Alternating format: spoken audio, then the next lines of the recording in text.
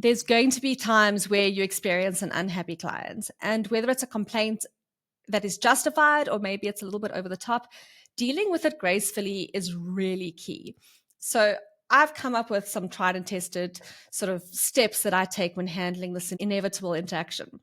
The first one for me has to be listen, listen, listen. Even if you think you know exactly what happened, or if you're convinced that you know more than the client, resist the urge to just jump in immediately. Listen to understand their perspective. Number two, don't wing it if you are not 100% clear.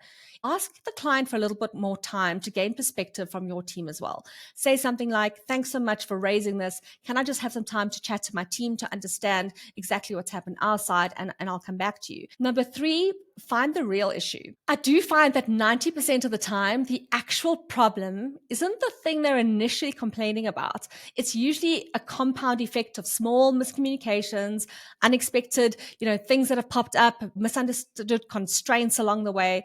So, taking the time to unravel what happened in a project and identify what is really going wrong, potentially from both sides, can help you come to the real root of the problem. Number four, own what you can.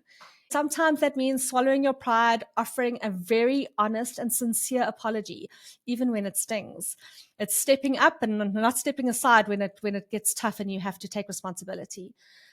Number five for me is a big one because it goes both ways. It's number five, remind yourself that the clients are human. They might be having a bad day. They have their own stresses. They have their own deliverables. They've got people that they have to answer to. And they may not communicate all of those different challenges to you, but it does impact their needs and how they might be approaching you. And in turn, number six, let the client know that you are human too and your team is human. Remind them of how dedicated your team is and how their intentions are always pure and honorable and how mistakes can happen because we're human. Number seven, follow up with very clear action steps. Nothing rebuilds that trust faster than decisive, clear action.